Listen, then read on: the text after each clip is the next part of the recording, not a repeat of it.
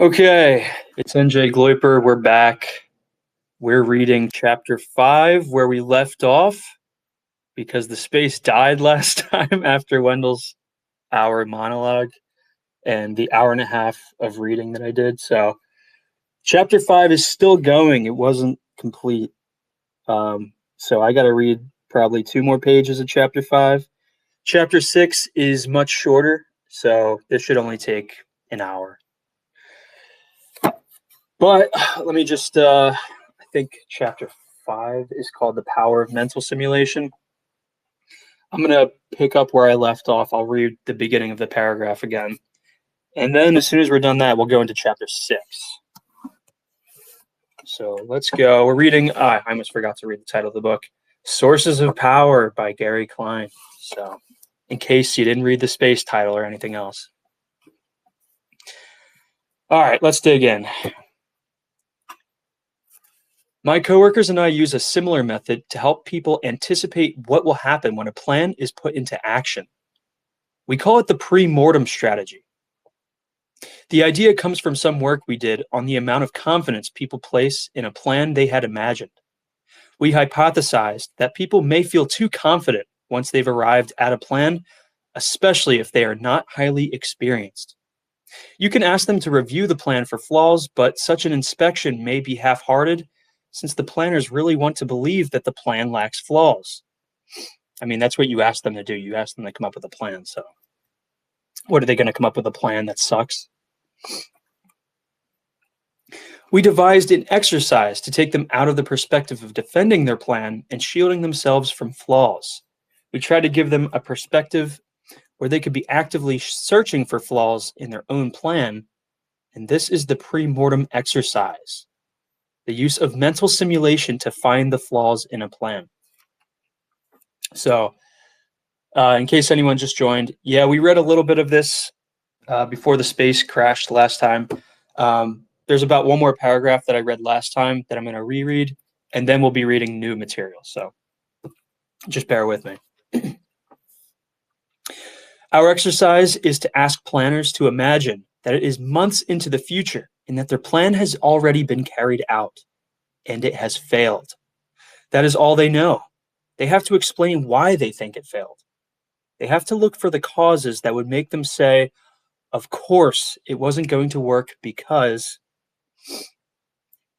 The idea is that they are breaking the emotional attachment to the plan's success by taking on the challenge of showing their creativity and competence by identifying likely sources of breakdown. So just like you're asking them to come up with a valid plan, a successful plan of action, you're now asking them to deconstruct it, which if you come up with the plan that you're asked by usually someone who's your superior, it's your boss, it's a coworker, it's your supervisor, it's the project lead, it's the manager. Usually you're not just coming up with projects on your own unless you're an entrepreneur. But in the case that you're reporting to somebody and they ask you to make a plan, when do you ever come up with a plan that you think isn't going to work unless you're trying to sabotage them? So asking someone to come up with reasons why the plan would fail, that's kind of like asking them to sabotage their own success. But when you put it this way, when you do the pre-mortem exercise, you can see how it can be, it can actually be used to leverage that same intuition of like, I guess, planning management, like being able to simulate the plan in your mind. It takes less than 10 minutes to get people to imagine the failure and its most likely causes. The discussion that follows can go on for an hour.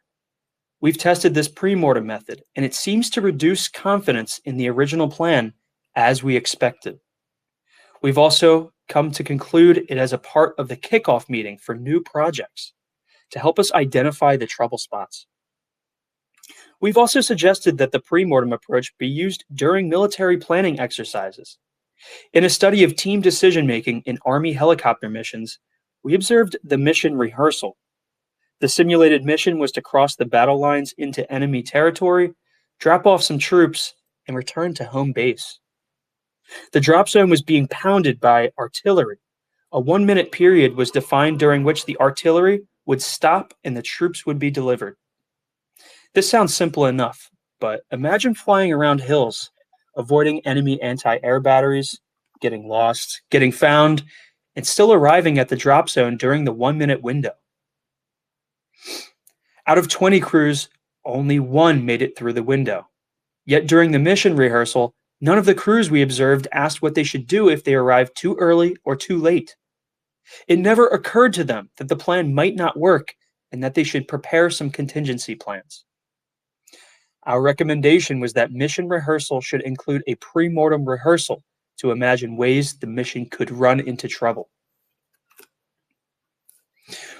Royal Dutch / Shell. I don't know how it's said actually, so I'm just going to read it literally as it's printed. Royal Dutch or Shell, I don't know. A large European petroleum company has described how it used mental simulation to construct future scenarios of the world economy. In the early 1970s, executives of oil companies expected that the future would look like the past, consistent growth in supply and demand with a small amount of variability. The Royal Dutch Shell Group planning department discovered that there was going to be a discontinuity. That's how you say that word. I forgot how to say that. It's split up onto 2 lines. I apologize. Supplies would fall as demand increased, so that by 1975, there would be a major increase in the cost of oil. The forecast was made before the 1973 oil crisis, in which political events speeded up the adjustment. Anticipating the jump in prices was the easy part. The hard part was to convey this change to the executives at Royal Dutch Shell.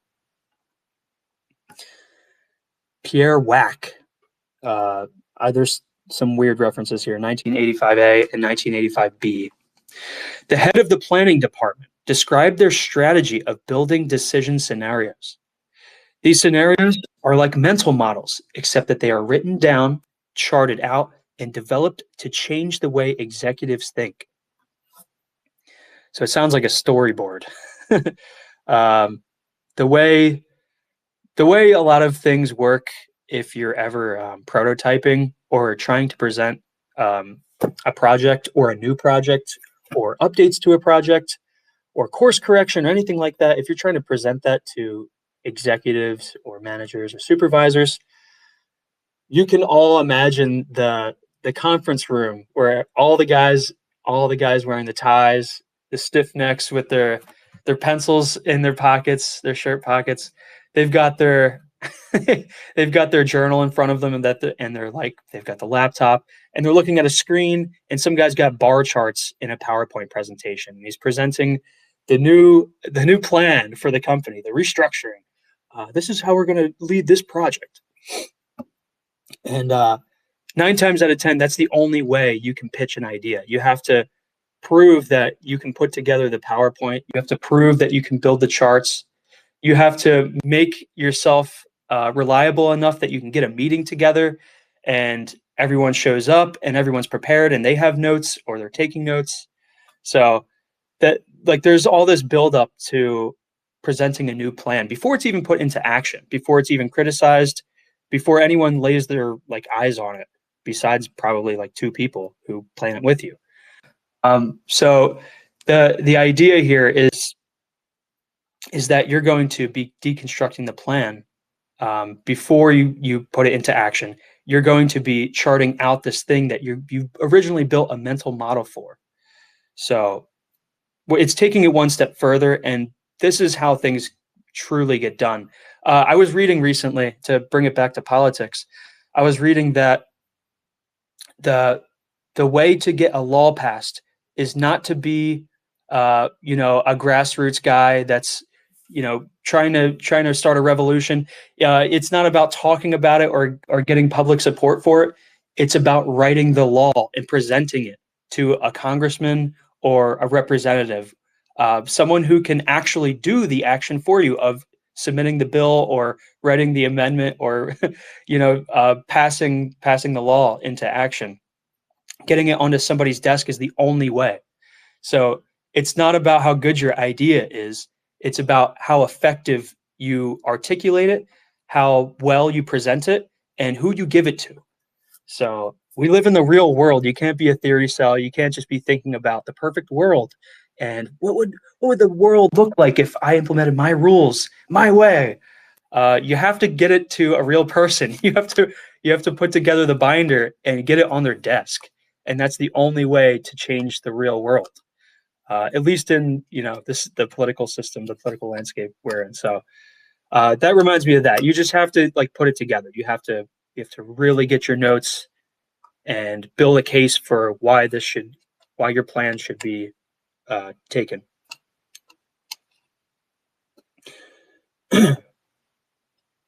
Let's see, decision scenarios. Okay, yeah. These scenarios are like mental models, except they're written down, charted out, and developed to change the way executives think. The problem with forecasts and conventional scenarios is that they try to provide answers. Decision scenarios, in contrast, were built to describe the forces that were operating, so the executives could use their own judgment. Scenarios, wrote Wack, must help decision makers develop their own feel for the nature of the system, the forces at work within it, the uncertainties that underlie the alternate scenarios, and the concepts useful for interpreting key data. Typically, the decision scenarios featured only a few variables, usually around 3, and a few transitions, rarely more than 5 or 6. Those magic numbers we talked about earlier about the mental simulation and the rules, the rules that define the human limits of keeping these mental simulations in memory. The planning group presented a set of scenarios so the senior executives would not fixate on one. The ideal number of scenarios in this setting was 3. The first one corresponded to the mental model actually held by the higher executives. This scenario was dubbed the 3 miracle scenario, since it revealed that the model depended on 3 unlikely assumptions that all had to hold for that scenario to work. The other 2 scenarios showed different ways of seeing the world. The point of these scenarios was not to get it right, but to illustrate the forces at work. So to model the thing. You're not trying to make predictions just yet. You're just trying to come up with a model. And let these guys run the model in their head or determine its plausibility. It's like Shark Tank. Usually what you're doing is you have like a tiny business that's like, I promise we can get our revenue up.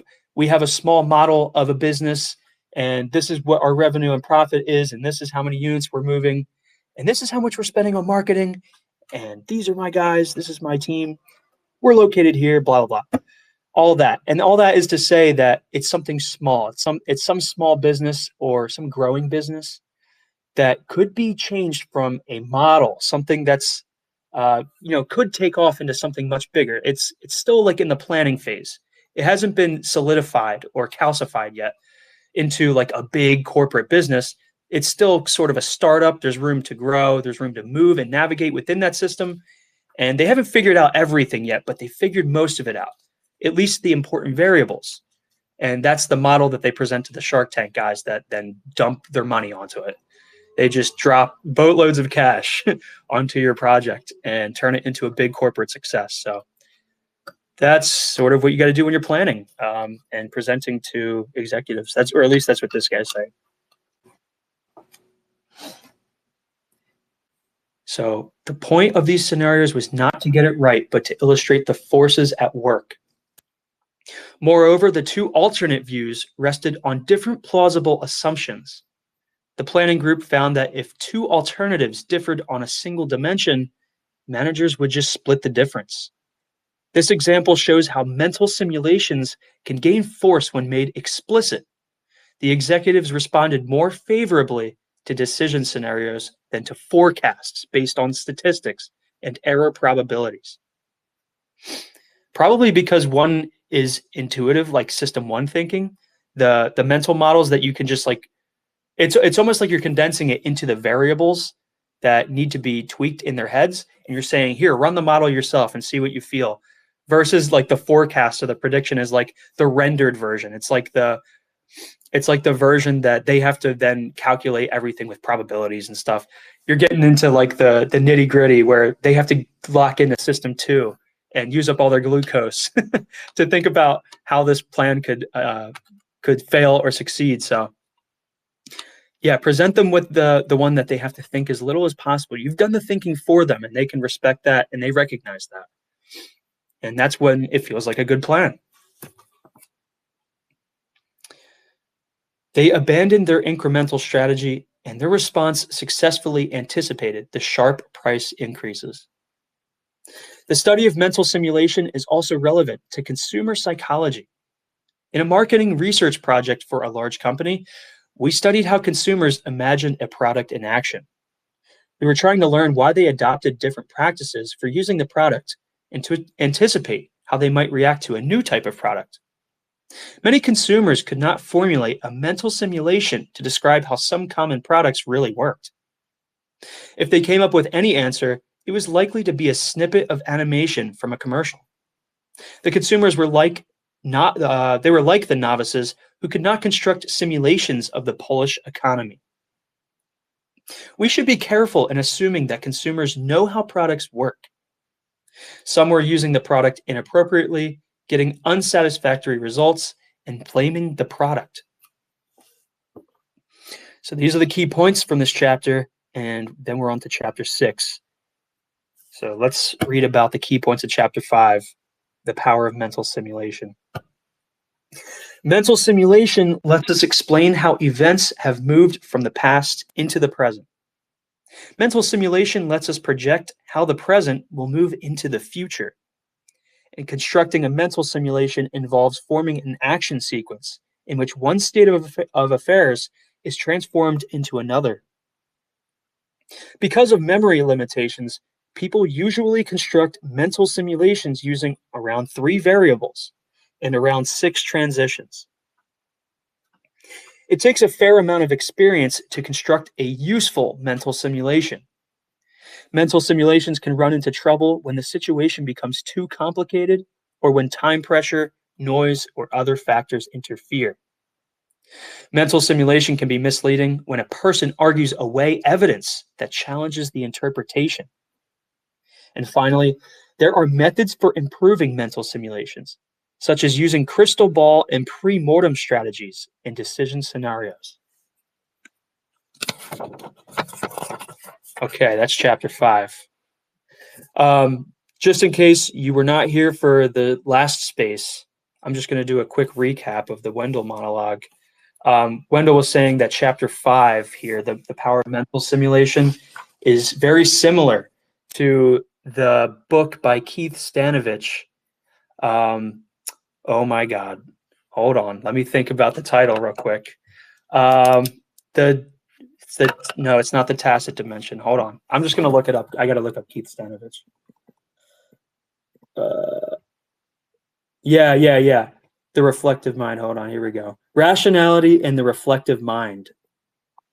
Okay, so I had to look that up. I knew I could figure it out, but geez, that was a long space. I'm gonna bring up Wendell because we're in between chapters. Rationality and the Reflective Mind. Yeah, you got it. That one. I got my notes open here actually. Unfortunately, I didn't put the chapters of the notes in the margins like I did with other books, but it looks like he starts getting into, cognitive decoupling. Let's see, that's 1.5 pages of notes in out of about, oh man, I got like 10 pages of notes. 2-sided. That's crazy. So it must be pretty early on in the book. He gets into cognitive decoupling. So this is the reflective mind, the third system. Cognitive decoupling operation. So rationality in the reflective mind, early on in the book, it's very deep into the architecture within human cognition, kind of the processes going on within your brain. If you're capable of reflective thinking, which is all about simulation. So, he talks about the most advanced decoupling operations are being able to engage in normal everyday activity with your eyes open, hearing things, right? Not being, running in, not rear ending another car, not getting run over as you walk across the street because your head's in the clouds, while engaging in serious cognitive simulation. So, yeah, that book is definitely the deeper companion to mental simulation, hypothetical reasoning, cognitive decoupling.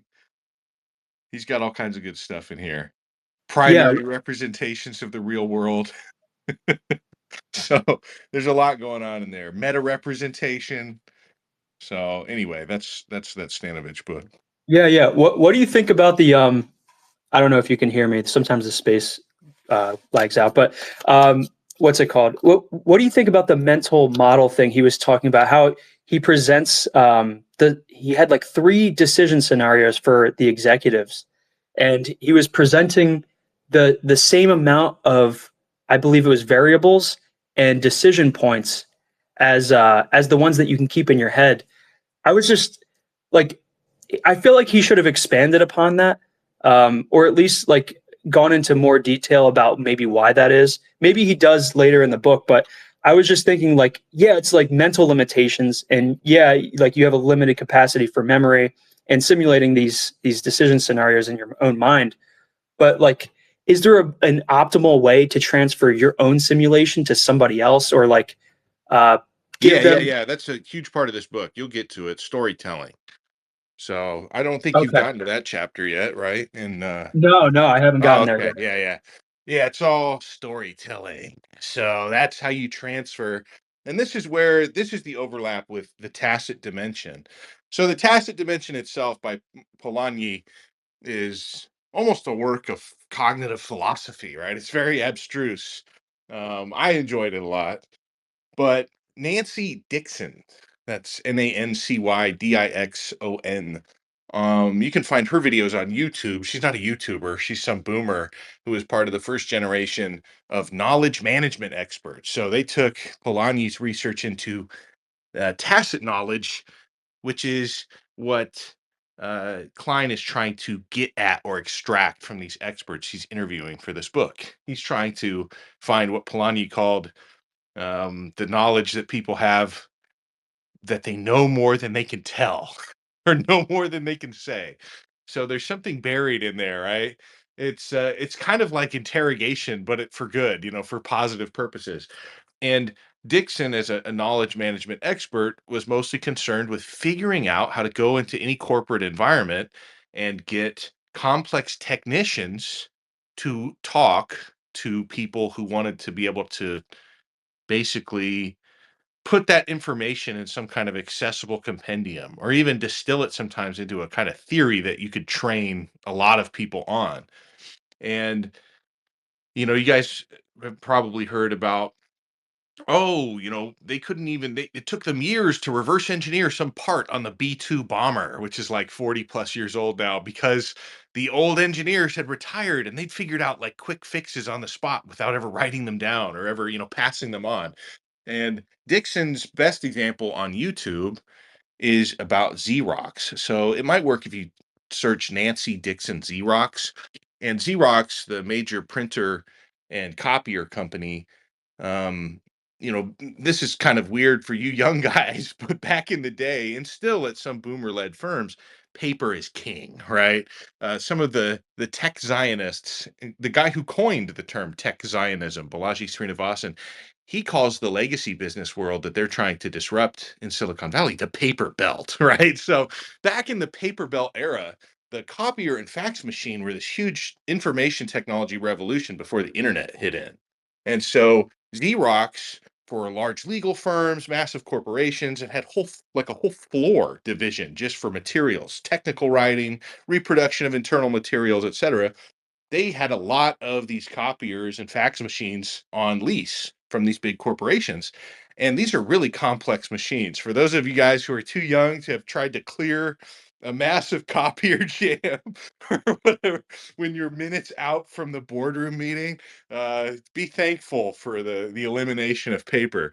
But Xerox took these accounts so seriously because of the rise of Canon, this major Japanese upstart competitor, that they would fly out their elite copier repairman team anywhere in the world on a moment's notice. This was like their A team. But these guys are super weird mechanical engineers, they're like the mechanics of the corporate world at the time. And as they started to retire, Xerox realized they couldn't repair these copiers anymore because these dudes just knew how to clear weird jams. They became weird little machine specialists.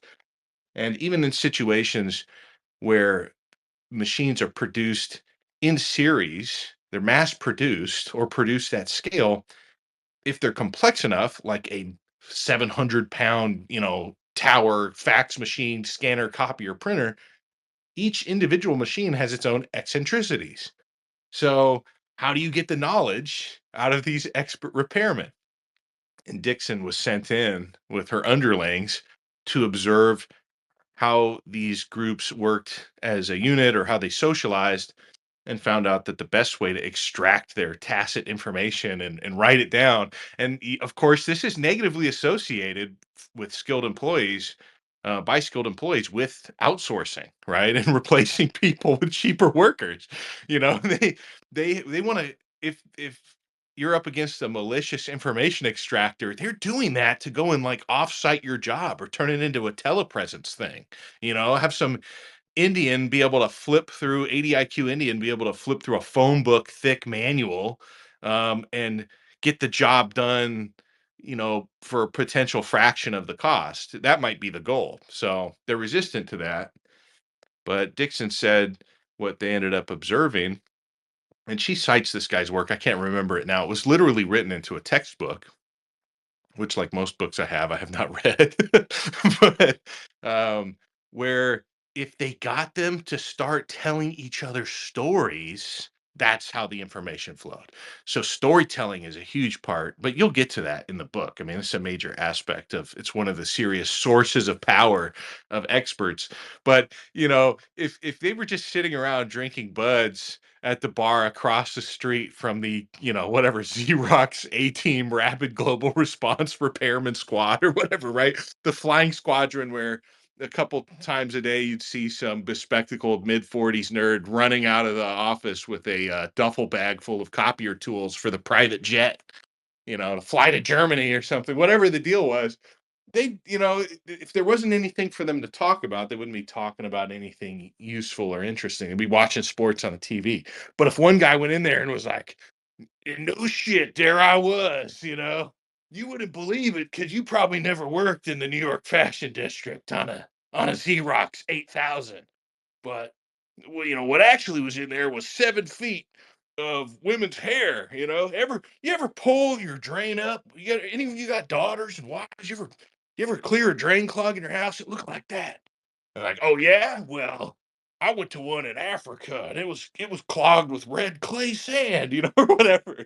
But within that, Dixon found, or at least was relating, that her researchers found that I can't even remember if they were her researchers or she was just a compendium for this information the way that Kahneman is, that that's where the specificity is. So knowledge management, or KM, in and of itself is kind of the corporate practice of distilling some of these sources of power in a way that are accessible by people who don't have to become experts in their own right to learn how to do this stuff. Instead, you start them off with this information. Whether or not that's possible kind of falls on like the theory grounds, or technocracy, how certain disciplines entrench themselves in institutions. Um, I was reading about Sheldon Adelson, and he was a major benefactor of universities that built hospitality schools as he moved into being a hotelier, right? So he wanted to create the next generation of high level hotel employees and, facilities engineers and stuff who could keep a small skyscraper full of Chinese tourists running, right? But to do that, you have to somehow distill the knowledge of experts who you hire because they're the best in the world at what they do, and you want to create a corporate culture that sits in their shadow. Ideally, there'd be a bidding war over the best possible hotel engineer, whatever they call those guys that keep hotels running, and then you would have him come in and set up your hotel engineer management system. But he's an engineer. He can't talk to anybody except other engineers. So the best way to get information from him to build a curriculum is not to give this guy $1 million and put him in front of a classroom of a bunch of engineering students. It's actually to have observers watch him tell stories to other hymns in some kind of convivial environment. So that's probably explains some of like the YouTube podcast phenomenon, right? Where you'll see all kinds of tech investment figures or commandos even. I was posting a clip yesterday or clips yesterday from a conversation between two, extreme Silicon Valley tech nerds involved in AI questions. And while a lot of it is like twin talk or baby babble, you have to pause the video and try and look up people and things they're talking about if you're not familiar with them. If you have enough basis knowledge, you don't need to be an expert. You don't need to be in their world, but if you have enough basis knowledge, they're doing something much more remarkable than if they sat down with Larry King. That's got me thinking about this conversation I had. I probably messaged you guys about it because it got me a raise at my job. I was hanging out with my boss's friends, and one of the guys, he was like, "Yeah, I used to work on military planes back in Desert Storm." And I was like, "Yo, let's go." Wendell had a Desert Storm stream. I know some of the planes. I'm gonna riz this guy up. I'm gonna be like, "Yeah, yeah, yeah, the F-15C Eagle and like the Strike Eagle and stuff." And he was loving it. He was telling me all about how and this guy was like literally a genius. This guy was he was flown all over the world, and he had some cool stories.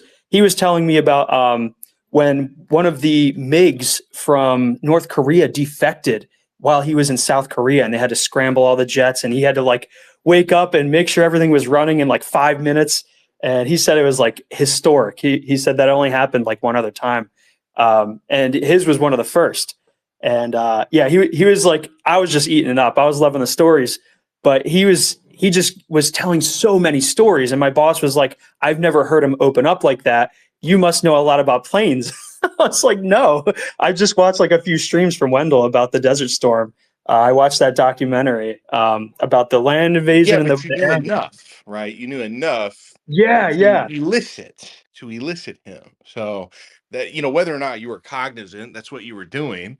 Obviously, like I said, that can fall into like malicious grounds. This yeah, is yeah. where spies recruit agents by mirroring them. By creating an elaborate persona that would approach them on distinct grounds that might meet some kind of grievance they have and get them to open up about that, right? So like all tools, it depends on the morality of the wielder. But yeah, I mean, knowing enough to elicit something, it doesn't matter. You're not there to be in conversation with them. What you're there to do is actually light the fuse that will allow them to dominate the conversation. You want them to dominate the conversation because it means they're doing all the talking. And that is what you want from experts. So you can learn very quickly from them without having to shoulder the burden of becoming an expert yourself when you're trying to do some other thing that just includes them. So it's almost like a cognitive recruitment of sorts. I'm glad you brought up Desert Storm Air Power because there's a great documentary from the mid 90s called Secrets of the Stealth or Secrets of Stealth. I can't remember if the is in there about the Nighthawk, which played a particularly active role in bombing Iraq in the early days of the 91 Gulf War. And they mentioned aircraft maintainers mentioned this, of course, extremely complex aircraft. It's still flying after almost 50 years at this point. Um, that all of the aircraft are different. I can't remember how many they built, 20 something or whatever, however many they built. They didn't build hundreds, but they're all extremely different aircraft. And so each one has its own like personality. And some pilots don't like certain Nighthawks, and some maintainers don't like certain Nighthawks. So yeah, there's a deep degree of complexity. I mean, it's a tautology, but within complex systems. And basically, someone who goes in there and can work on them, manipulate them, know what they need to do or whatever, if that's not written in a technical manual, then how do you pass that information down without direct transfer between a very specific maintainer, a very specific airframe, and a person who's going to be wedded to that for the future as its maintainer? So there are a ton of institutional shortcomings within the management of complex systems that begin to rear their head in the 1980s. One of the books on that list I sent you a while ago, NJ Gloiper, I can't remember what it was called. It's some textbook about knowledge management. It was written by the guy who stood up NASA's knowledge management program. They had the same problem. They found out that this weird mix of Nazi rocket scientists that were brought over to the United States to build a military civilian space program, uh, and just also regular engineers, that they weren't writing down any of the particular quirks of these systems. And we still have not surpassed those rocket engine systems. Like, even when you look at the ones Musk is lumping together, the Raptor engines, they are just adaptations or slight modifications to these 1950s and 60s designs that stem from the V2 rocket. They stem literally from the first artifact placed in space by any human, which was a giant state program by the Nazis. So, how do you how do you maintain this? So like it's kind of crazy, but by the late 1980s, they were realizing like we may not even be able to maintain a 40 plus year old system at this point because we have not adequately created a system of education or knowledge extraction that education system's based on to maintain this, much less surpass it. So that's where all these disciplines come from. They talk about within knowledge management as a corporate discipline how it's always the first to get cut by bean counters. They don't see the value in it. And so it's radically difficult to get knowledge management programs funded and maintained themselves. Like, that's very ironic, right? Something that's all about the maintenance of complex systems is ironically the first to be cut by cost Yeah. cutting operations within complex systems. So it's probably speaks to the extreme cognitive load and the demands of these things. It's not something a lot of people are willing to embark upon because it's totally conceptual. It's imaginative in the first place. It takes place within the cognitive domain. And like you said, how do you get someone to think or see in their mind the same thing another person is thinking or seeing? A lot of people will hear that and they will just they just don't want to get involved at all. They think it's a fool's errand. Yeah, the first thing to get cut is the knowledge management stuff. There's a whole discipline shift in programming, and there's this thing called auto or self-documenting code. They have like an acronym for it. It's like ADR, and it is almost like a standard now. And only because if you write that kind of code, you don't have to document it. And it's personally, I hate working with it because it's not documented. Any kind of quirks with the system, well, it's self-documenting. We don't have to document it. That's the mindset, and nothing is ever reusable after someone writes it and uses it for their implementation. So that reminds me of that. It's just like corner cutting. It's like cost cutting. Oh, we don't have time for documentation. We'll write self-documenting code, and it's always terrible. But the other thing you brought up in my mind was the same guy who was working on those F-15s. He was talking about how when he was, I guess he had been an expert for some time. Like, he was the guy they went to. And he had to train a bunch of guys because they didn't know what they were doing. They had just gotten there. And they were like showing up late, or they were showing up without notebooks, and they were showing up and not knowing, like, where do I plug this in? How do I get power to this thing? where would I fit this tool in? How do I even reach that outlet inside the like the frame of the plane? And he had to show them all this stuff, and he would show them, and they would ask him again.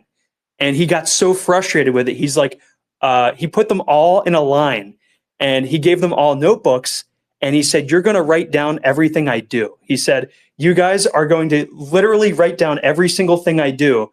I'm going to just talk through it. I'm just going to talk through. I'm going to go fix this plane. You guys just write down everything I do that I say, and then afterwards, you guys can compare your notes. And whoever compiles the best notes, like, and you guys can share them or whatever, that's going to be the manual." And that's how they wrote manuals for fixing the planes. Like, everyone did it after that. He did that in Guam.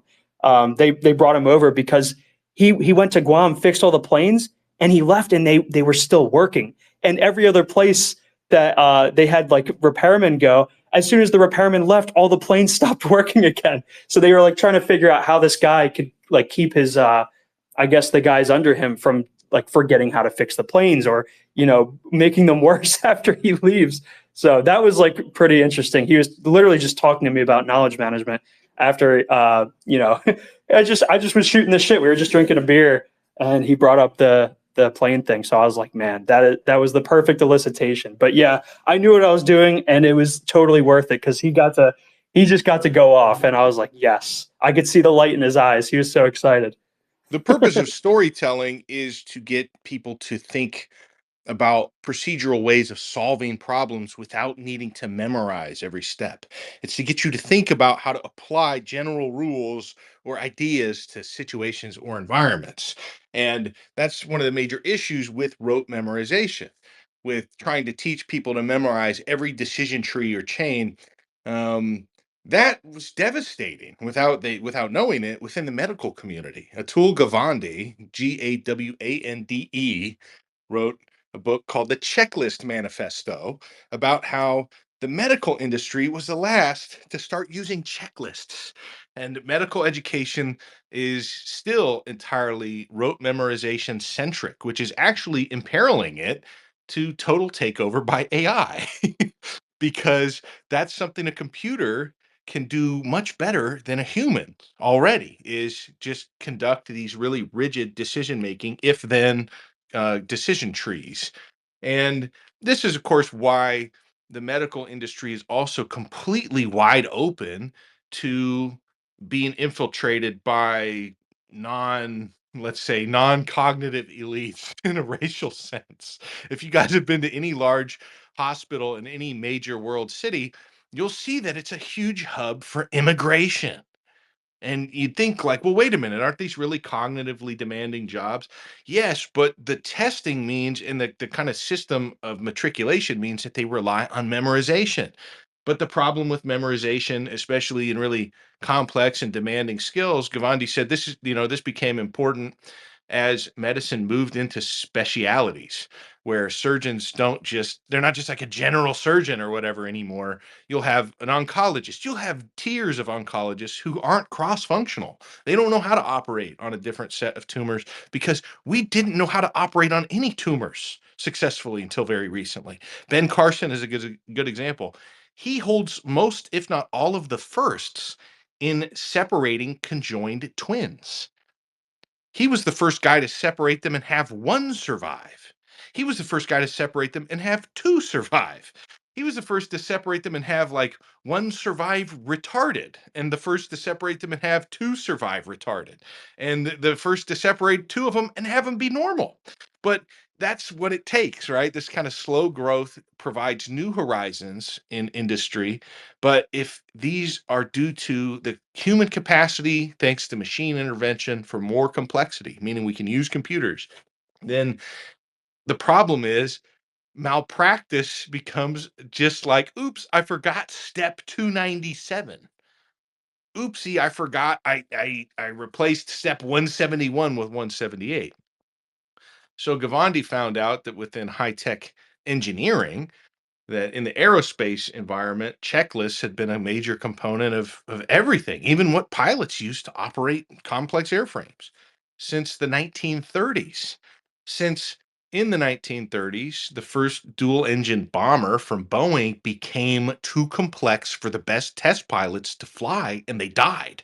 And so they had to start using checklists to ensure that every step along the way would be followed. So, first of all, to adequately operate complex environments, we have to have checklists because memorization isn't enough. But second of all, we have to inculcate or teach and develop thinkers, not memorizers. The academy moved out of rote memorization more than a century ago. You guys may have heard these conversations about, hey, did you know that back in 1897 that this look at the final exam for Harvard in 1897 or whatever, and it's all this crazy shit. And then people say, yeah, that's because it was all memorized. It was all memorized. That's what school was for, was memorizing stuff and just regurgitating it. And we moved well beyond that. And you can't de-link, no matter what you think about, the veracity of testing now versus 130 years ago. You can't de-link this massive leap forward in technological accomplishment driven by institutions like universities and public funding, and public research, postgraduate institutions like national laboratories, if you don't think about how we started training people to think differently. So that's what the storytelling aspect is all about. That we know, yeah, we know more than we can tell, but what we're really getting across is how sometimes you need to be able to outthink your adversary copy machine or whatever. Like it's a mental state. It's not about like, oh well, it's not in the manual. That's the problem, right? It's not in the manual. It wasn't on the checklist. I guess we just have to deadline the $47,000 copy machine, or whatever. That's not an acceptable answer to management who doesn't know or care about technical issues. So instead, you have to think on your feet and you have to pull the rabbit out of the hat. That's an excellent summary. I'm gonna have to. I did read the Tacit Dimension by Michael Polanyi, and like you said, it was very. I think you said abstruse. It's like very philosophical and like very heady. It doesn't use a lot of like practical stuff, except like I think you have to get through like the first couple of chapters and then it gets practical. But yeah, I'm gonna try and blend that with the storytelling stuff later in this book. I want to know more about how to elicit experts and how to share the knowledge, share the tribal knowledge, and unlock the knowledge that they don't even know they have. So I think that's cool. I think that's a worthy endeavor. Book Cat was watching some great kind of elicitation material where it was spies working undercover, to recruit agents within host nations. Like there was the one he was watching where I think it was like East German Stasi operatives were recruiting West German secretaries within NATO, right? By by falling and making them fall in love with him or something. But then also not just spies, the other stuff he was watching were police interrogations. Interrogations like high level stuff. Big city police department goes after, tries to crack a high level murder case. And they get the guy in the interrogation room. So there's, that doesn't mean that doesn't mean you need like the necessarily adversarial or malicious approach to extracting information from people. But I read Bob Bayer's See No Evil, which was his basically, I don't know, 30 years of service in the CIA memoir, 20 something years. And he gets very upset toward the end of the book about how decision makers in Washington, D.C., as part of the peace dividend, as the Cold War ends, begin to really believe that we have all these modern technical means. We basically controlled, developed, and then disseminated modern communications technology to the entire world.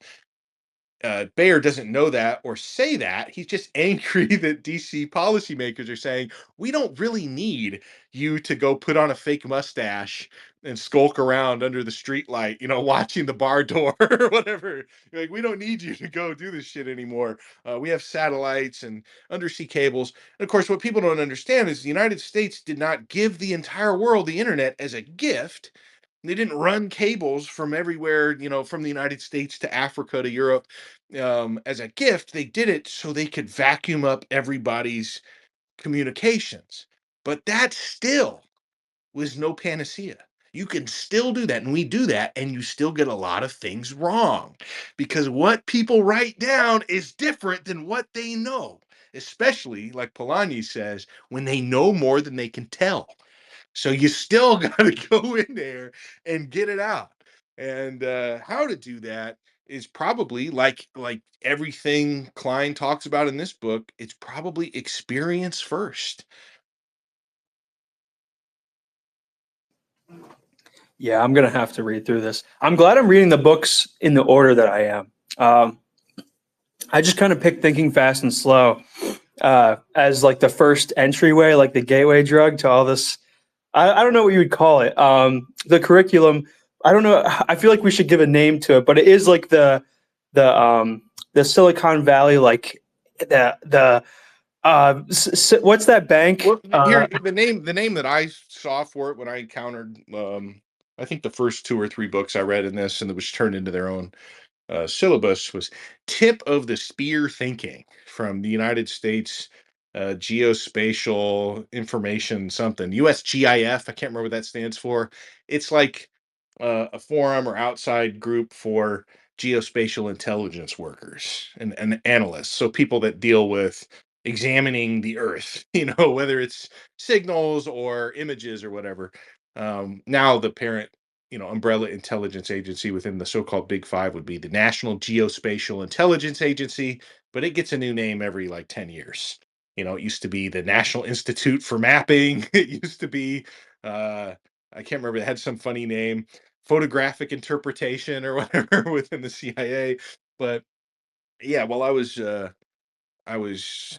I think it was at the time I was reading about geospatial intelligence and the idea that, everything takes place that we know about or care about for the most part is taking place here on Earth. How do you map that onto the world?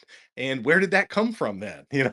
If the president's helicopter goes down in Western Iran, what's that look like on a globe? What other information does that elicit when we look at that on a digital twin of the Earth or something like that? What else can we observe from that area, right? Instead of just thinking about it like a line item or something you would read on a sheet of paper, what else can we see there? Because we can literally do that now, right? We could scour that area with satellites and maybe high altitude, long endurance drones that could pick up all kinds of things. So, how do we put all this together? And of course, the problem that they were having in this USGIF article, you guys can all look it up. It's just called Tip of the Spear Thinking. It's from their in-house magazine Trajectory. And it was hinting that this really demanding lifestyle for tradecraft analysts at the NGA meant that they were on call 24/7, like a surgeon would be, or a doctor, like an emergency room physician. And you don't know when you're leaving, right? So you might be on vacation or something, or on the weekend, and they'll call you in because Joint Special Operation Command is taking down the Abbottabad complex of Bin Laden. And you've got to go and, execute the rolling out of this red carpet for these dudes the entire way to and from the target. And you don't know what that is going to portend. And so, it stresses people out. That was kind of the undercurrent of this article, Tip of the Spear Thinking, was like, how do we get the brain health and like cognitive functioning of people that have to sit in the giant, I don't know, the NGA command center staring at spook Google Earth or whatever they're doing, right? This is all very secretive stuff. Yeah. They don't even tell you what their budget is. They won't tell you how many people they have on staff. Their headquarters, the atrium at Fort Belvoir, their headquarters is so massive you could fit the Statue of Liberty inside of it. So, it was a kind of intriguing article. And as soon as I started reading Kahneman and then Klein in particular, I just started running into all these instances from a commando memoir I'd read from Blaber, who has a great line in The Mission, The Men and Me about a lot of these things, about imagination. Not necessarily about premortems, but about being ruthless and kind of deconstructing things that actually happened afterward, kind of extreme ownership as a contingency and like honesty from other people about what went wrong. But also he gets into elicitation. There's a great scene in the book where he goes up and interviews at the time, like Al Qaeda's James Bond. This guy, after 9/11, Ali Mohammed, who was this world ranging, US trained Arab commando and intelligence guy, he came in from the cold. I can't remember if it was in the United States or like an embassy abroad. And it's like, hey, I want to tell you everything. I've embedded myself with these guys. I want to tell you everything about them. And we just threw him in a hole. We we didn't really know what to do with them. And so Glaber, in preparing to take Delta Force to Afghanistan, in 2001, goes up there and he talks about his whole elaborate routine just for leaving North Carolina, for leaving their base in North Carolina just to go up there, putting on a disguise, trying to get in this guy's head, calling in. I don't remember if that's the part where he talks about kind of using political capital, how everything is like an exchange or trading when you're dealing with the Central Intelligence Agency. And so it's kind of, you do a lot more favors for yourself and trying to do as much legwork on your own without involving other people who are going to kind of use that to extract other favors from you. And he goes up there and interviews Ali Muhammad, I think that's the guy's name, and and he basically just says this guy bought into like the James Bond thing, right? This guy believed that you could just be this freelancing, world traveling, hyper capable individual working your way in, you know, basically acting as a triple agent everywhere you go, right? Meaning that it's totally contingent on your own interests, whether or not you're actually working for the organization you're inside of, that you'll quickly flip on them to another organization that may have sent you in there, but you're you're really working for yourself the entire time. But it just ran out of luck. And that was a really interesting part. I think he even uses the term elicitation for what he's going to go in there and do. But then, of course, I read that book probably a year before reading Kahneman and Klein. And then it's, a lot of the stuff that Glaber uses these very thinly veiled nom de guerres or whatever, like names for real people in the book. And the name he uses for Kahneman is so close. And the stuff that Klein is describing is identical to a lot of what Glaber's doing. And of course, then Klein is talking about, well, those are only the teams of government experts I can talk about. So it's pretty obvious, and then as you read further books about like the establishment of JSOC, it's all Bergstein Witz stuff all the way down. It's also guys who go on vacation to Israel, like so.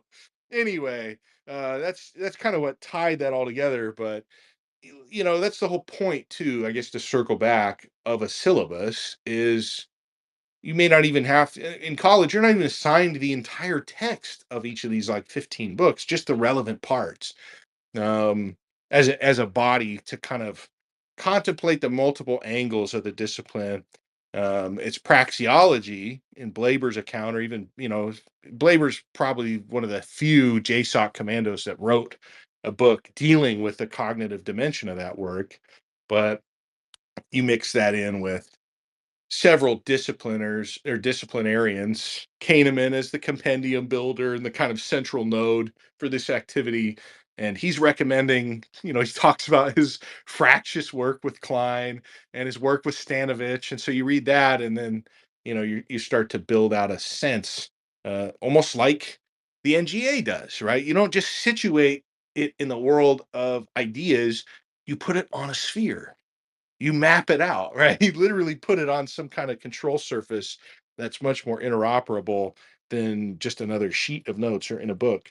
But all of that's also cognitive. And like you were just closing that chapter with what Klein said, you have to start at some point and you're going to be terrible at it. Because if you're good at it, he's probably interviewed you with his team of expert interviewers. You're going to be terrible at it. And you have to keep doing it until you don't even know you're doing it anymore. And with the faith that it will somehow unlock a new world of potentiality for you. And as Stanovich pointed out, and I was getting into this on the last space, it's not dependent on your cognitive capacity. It's not dependent on your so-called intelligence quotient. It entirely depends on how hard you can work.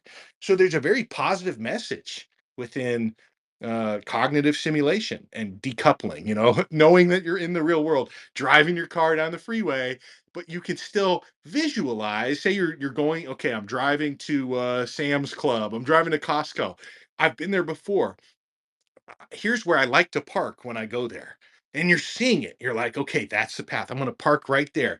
What usually happens though is some other guy parks a little too close, but it's always on this side of me. So maybe I'll move a little further back in the space, or no, I'm in the Suburban today. So I'm gonna park on the driver's side edge of the space. And where's the cart corral, right? Okay, it's 4 spaces down. If I approach down the drive side, then I might get run over. But if I go through where the car grills face each other, I could probably squeeze through that gap, push a cart out from the front, walk around behind it, and pull it out by the handle.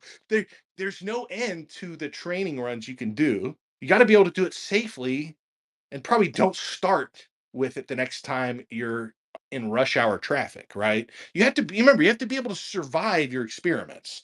So, think about something that you do so often that it's easy to know how to do it. Visualize your path to buying milk at the supermarket. It'd be a lot easier for you to do than something you haven't done before, but you have to build up the ability to start doing it. Fiction is a great way of doing that. Reading novels, working on your imagination, not reading anything without imagining some version of it in your mind. And the news is an interesting way to do that, because you can read about stuff in reader mode without pictures, and then you can go and look up people's faces. You can go on YouTube. You're reading a story about Baku, Azerbaijan. You can go watch a 5-minute tourism video on YouTube. So you can train yourself to visualize these things. But what Stanovich says is that in testing, there are a lot of guys who score way lower on IQ that outperform or perform at the same level as people who score higher than them on rationality tests, on being able to visualize things, because they're hard workers. So that's the positive to it. It's not like advanced mathematics or things that will hold out people who are just capped by their intelligence quotient, things that can be observed that have distinct boundaries. Anatoly Karlin, the Russian Jew, wrote a very good article once for the UNS Review about PISA scores, International Mathematics Standard scores, which are super simple to most of us. If you're in this space, if you're even tangentially interested in the literature on cognition, the PISA score in system isn't even for you. I took the sample questions from Carlin's article. I think it's a series of like 6 questions asked to high schoolers all across the world every year. And none of them were hard. Okay. Like, they were all so easy. I was a little concerned about being tricked. And that was before I read Thinking Fast and Slow, which is full of trick questions. So, what Carlin then lays out is like, at 85 IQ, just one standard deviation below the white norm in the United States, you can't make sense out of graphs. You can't. But that's very different than visualizing something that you could do in the future. That's decoupled from that. And this is, I just keep selling Stanovich's Rationality and the Reflective Mind. This is what he's beating his head against in that book, is how do I quantify the difference that I can observe in human feedback testing, but I haven't been able to come up with a test for along the lines of like the intelligence quotient yet. So, I guess that's the huge advantage to cognitive decoupling operations, imagination, right? Simulation, cognitive simulation, is that it doesn't seem to be as intelligence dependent as other cognitive functions. So take heed. It's something anybody at any level can work on and benefit from. Yeah, and with the ability for those guys to work, and just, you were talking about how they didn't need to be intelligent. They just needed to have that rationality quotient, which was dependent on how much work they did. It's in the Bible, man. Work will set you free. Like, that's real. It's just how it works. If you're not smart, if you're not able to do, like, as Leo Strauss would say, if you're not like the gentleman philosopher, then you're just the guy working in the real world. You're just the layman that's carrying out the political machines It's directive. So If somebody says you're you can smart, play a that's not part in that. always the best thing they could say about you. Sometimes people lament that you're smart, right? Maybe because you're not a hard Yeah. worker. I've heard that a million times about other people. Guys rest on their laurels. They're smart, but they're lazy. What's the classic line, right? Wasting potential. That's always associated with people who are so smart that they don't end up having to work very hard. But it's always a positive thing for somebody to be called a hard worker. The smartest man in the world would smile if he knew someone had called him a hard worker in conversation with another person. So, but yeah, in this very specific kind of narrow cognitive field of simulating, imagining things, pre-mortems, thinking about how something will fail. I think the most important part from chapter 5 that I had in my notes was that the pre-mortem strategy, thinking about how what you've envisioned might fail or its failure points, is what keeps your ego in check and keeps you from explaining away whatever your preferences are within your imagination. Like, okay, step one, you know i'm gonna I'm gonna buy a first class ticket. There's gonna be one beautiful woman in the first class cabin. I'm gonna chat her up. Her father will be wealthy. There's completely unrealistic uses of your imagination that lapse into fantasy. And so the pre-mortem reins those things in. It kind of balances them out. Both are still fake, right? Both things have not happened yet. Um, you are essentially planning not to, the plans are being made so you can actually do something. The plan isn't there just to generate more plans. It's to get you to take the first step. And the quicker you can do that, and the less you need to involve other people in doing that, or materials, meaning you can just cognate it, you can think about it or imagine it, especially if you can do that on the fly, maybe the better served you'll be when the actual moment strikes, right? You're jogging through a residential neighborhood. A week ago, a dog's nose started to bounce up and down, and you could just hear the barking through your headphones, right? 5 days ago, you could see the upper part of his mouth now behind the nose. You could see probably it's a Rottweiler jumping up and down behind that fence, and the barks get a little louder. 3 days ago, you could see his eyes and his ears flopping up and down as he jumps up and down the fence. 2 days ago, he started to put his paws on top of the fence as you ran by at the same time in the same place every day. You don't wear your headphones now when you run by. Like, have you thought about maybe in 2 or 3 weeks he's going to get over the fence? And what are you going to do? Are you going to start carrying dog treats, a can of bear mace? Are you going to watch YouTube videos about the best way to, what do you, oh, I'm going to give up my left arm. Okay, put up my left arm up and the dog bites me through the forearm, and then I cut him open with my pocket knife. Okay, or are you just going to switch routes? Are you just going to go on Strava and find a different route? Like, this isn't paranoiac fantasy. It's something you can apply to everything, but remember, it will exhaust you, especially early on. It's not something you can do when you're tired. The final point I wanted to make in that last space when it cut out that Noam elicited was, when you're tired, that's the best time to start thinking about when you're not going to be tired. that's that's a second tier, like, cognitive decoupling operation that you can get away with when you're tired. You're like, okay, I can't do this work right now because I'm too tired. I'm like in the shower. I'm going to be asleep in 40 minutes. But what's the window tomorrow? Daniel Pink has a pretty good book that's complementary to a lot of this stuff. Very simple, very airport paperback kind of pop psych book called When, and it's about timing. And Kahneman's research about, I think Kahneman and Pink both cover the Israeli judges give people harsher sentences before they've eaten lunch when they're hungry. So don't make decisions when you're hungry. Don't make decisions after you just got off the phone with your divorce attorney, right? Find your window. That's what you can do when you're too tired to do anything else, is think about tomorrow's opportunity to perform. So, anyway, the cognitive dimension is vast, it's wide, but fortunately, it doesn't seem to cap itself or kind of gatekeep out people who underrate their own intelligence. It's for workers.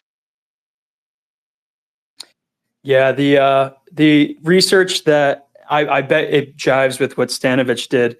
And he's probably still scratching his head if he's still alive. I don't know how old this guy is, but him and Jordan Peterson have probably come to the same conclusion because neither of them can figure out a way to map industriousness into any test, into any plan or measure or any test. The strongest reliable predictor of the trait industriousness, which seems to be not heritable at all, that comes from self-reporting.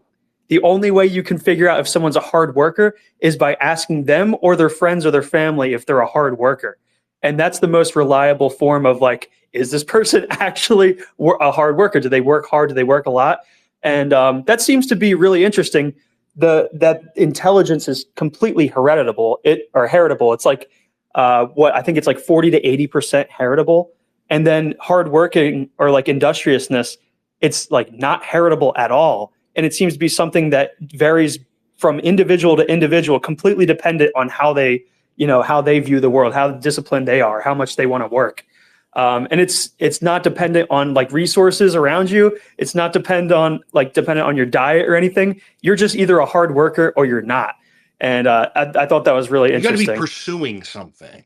Jordan Peterson might get better answers out of guys that are gym rats or high-level musicians, people that understand the point of practice and routine as a backstop, not because they're disciplined, but because it prevents moments of lack of discipline, right? You create a structure that supports your path up the ladder. You've you've got the rope looped around your waist. You threw it over the highest rung on the ladder. As you go up the ladder, every rung you ascend, you tie that rope off again, so you literally cannot fall backwards. That's the power of this stuff. But yeah, there has to be something you're pursuing. There's got to be a dogged determination to go and get something. And that's another good reason not to include other people in your goals or plans. That's almost a superpower, especially women. Okay. No fake sell, but especially don't include women in your designs, goals, plans, etc.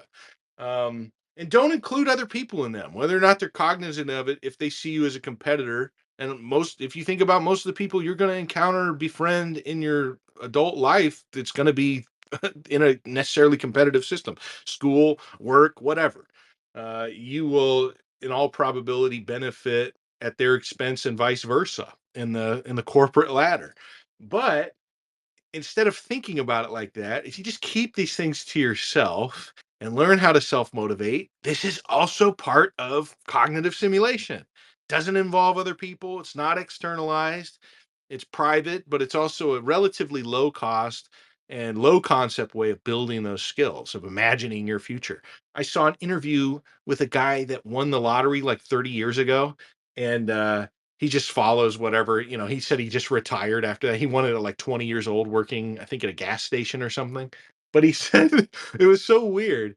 He said that for months leading up to getting this winning ticket, he just imagined himself as a lottery winner and all the things he was going to do. And he would tell people around him that he was going to win the lottery. Like, it's, LeVar Ball, the bizarre father of the Ball brother NBA players, was like that for a while when there was a media circus around him. He was like a warlock speaking reality into power. Um, that might just be laying down the gauntlet, forcing you to back it up. You talk it and then you walk it. But there's got to be something motivating you to do these things, to make these changes. Maybe you just have to think about yourself as a genius.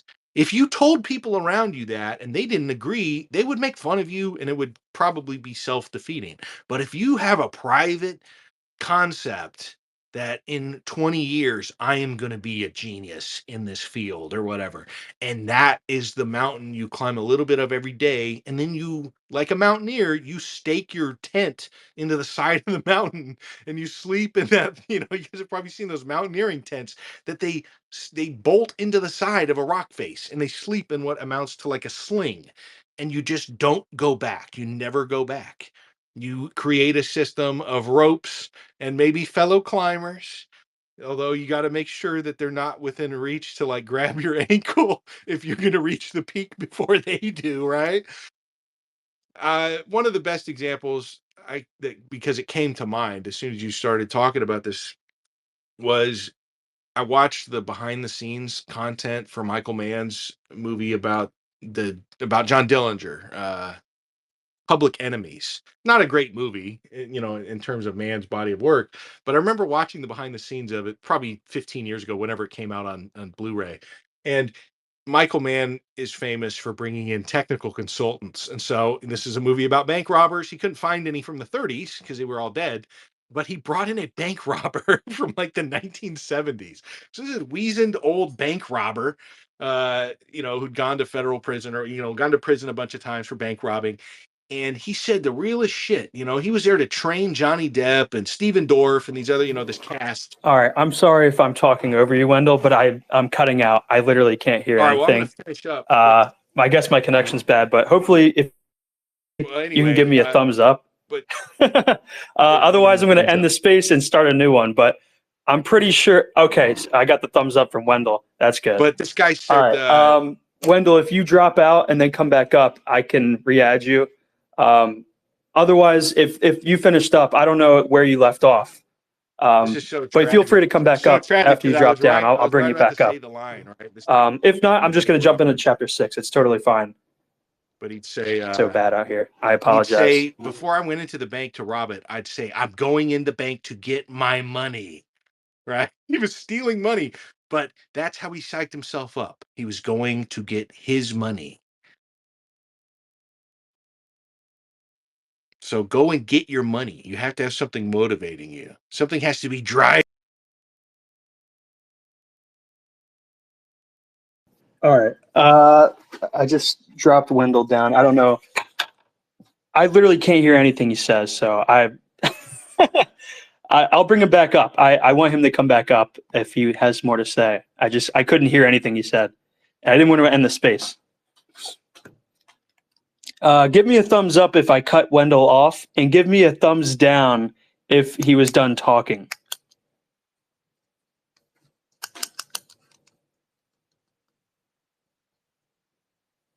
I'm getting a lot of thumbs down from Yerky.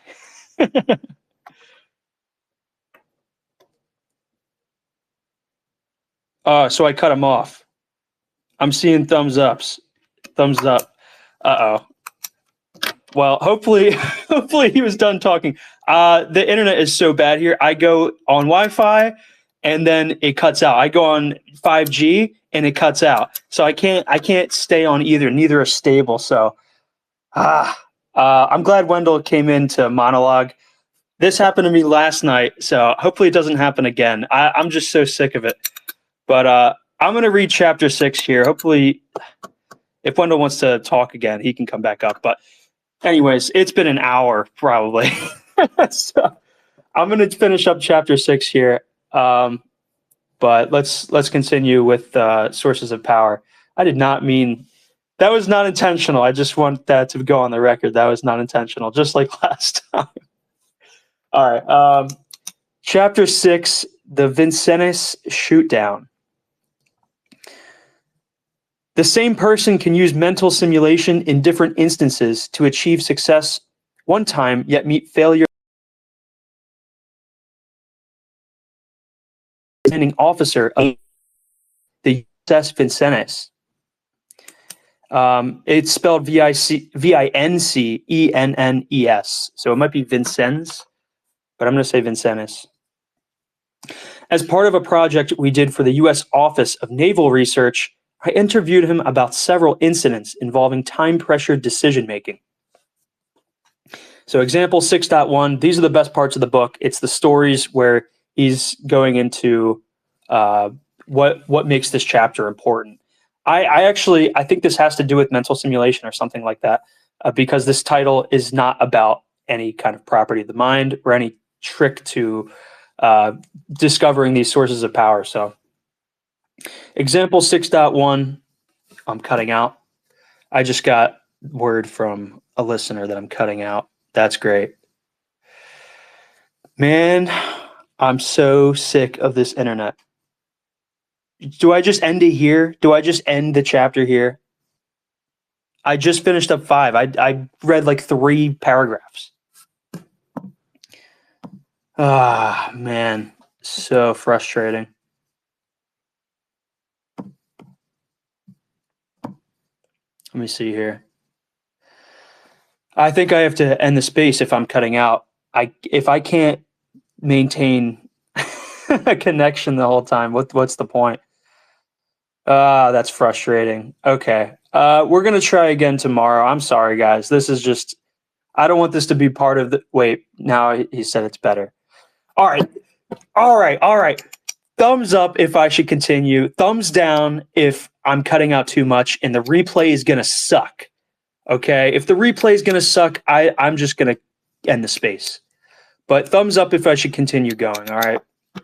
That'll be the final decision. I'll let the audience decide. You guys tell me. I'm clicking my pen here, waiting.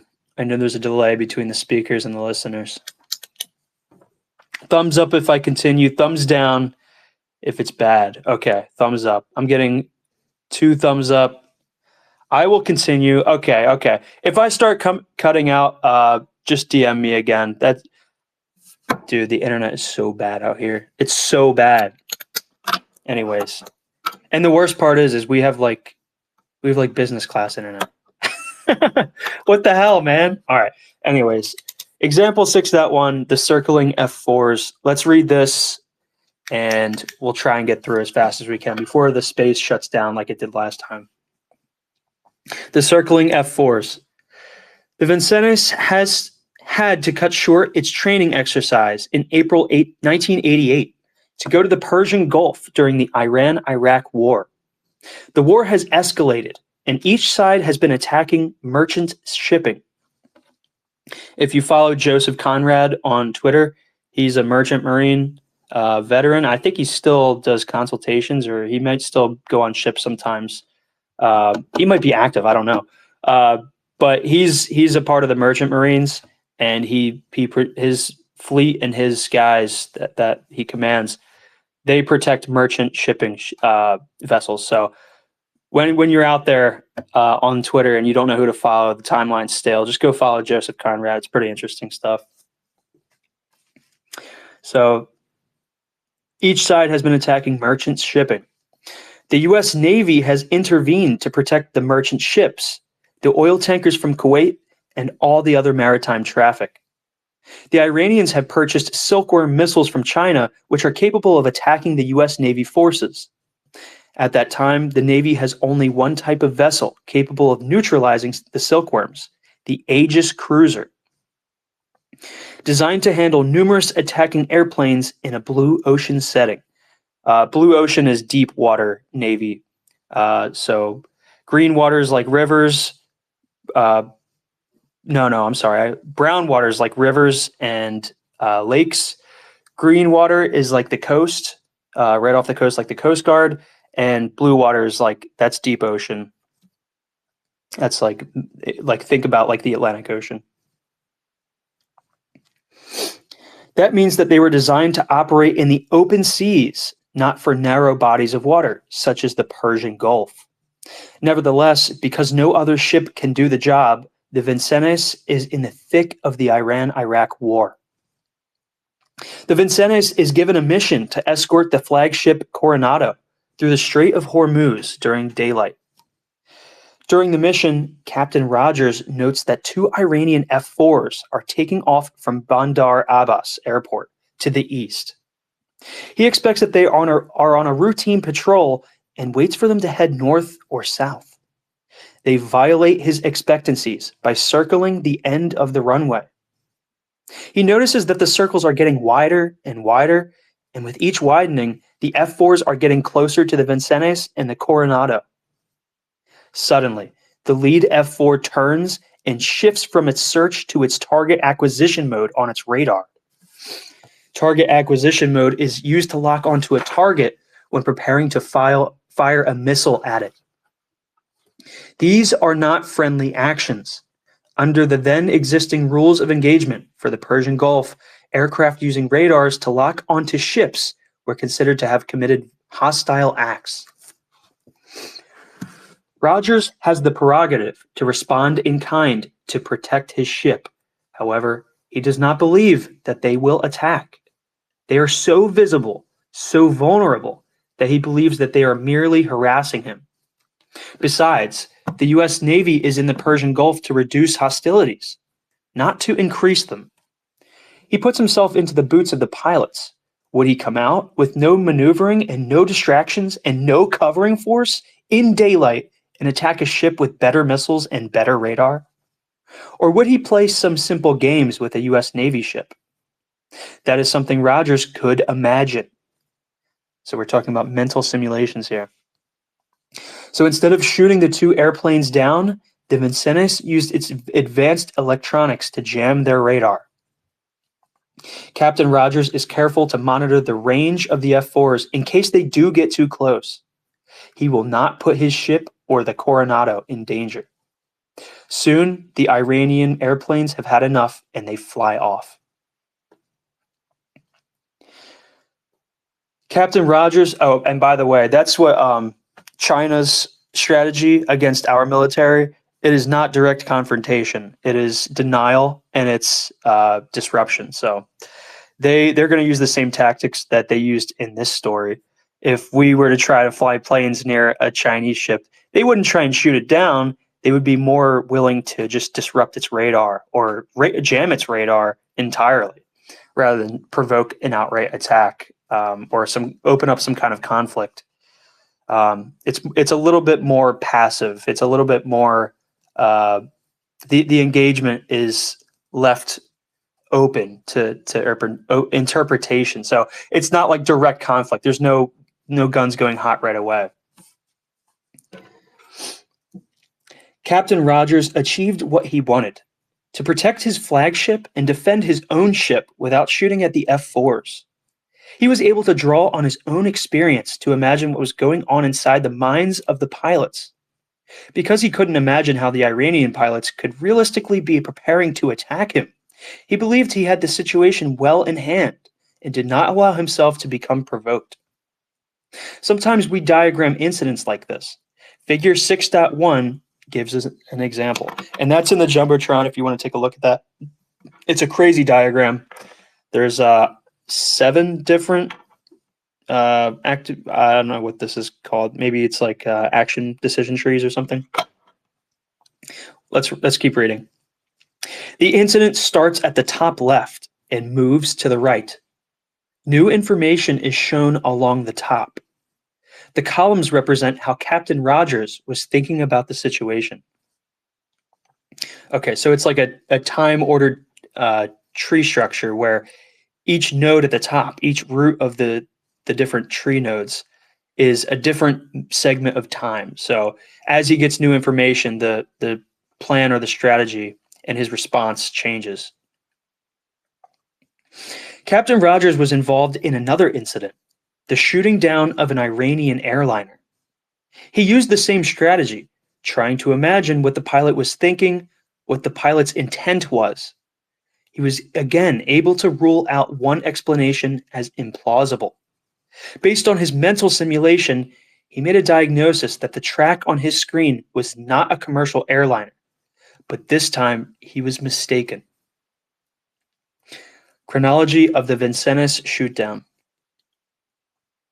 On the morning of July 3rd, 1988, the USS Vincennes fired 2 missiles at an Airbus 300, Iran Air Flight 655, which had taken off from the Bandar Abbas Airport. So the map of this situation, the map of the events that took place this day is in figure 6.2, which is also in the Jumbotron if you want to take a look at that. The departure time was 10:17 local time. That's in the morning. The missiles were fired at 10:24, so 7 minutes later. So in 7 minutes, they identified or incorrectly identified it as a hostile aircraft. The entire flight lasted 7 minutes, 8 seconds. Approximately 3 minutes, 9 seconds elapsed from the time the air track was judged to be tactically significant until the missiles were launched. Okay, so actually even shorter. I thought that was the time that they locked on from the takeoff. They locked on only 3 minutes earlier before they shot it down. So that's like no time at all. Shortly after, the Vincennes and the rest of the world learned that the track had been a commercial airliner on a regularly scheduled flight from Bandar Abbas to Dubai in the United Arab Emirates. This incident is widely used as a demonstration of faulty decision-making under stress. There was time pressure, fear, and uncertainty. Many have claimed that there were dear flaws or biases in the decision-making of the crew of the Vincennes. Prior events. Hostilities between the Iranian military and the U.S. Navy had been steadily worsening.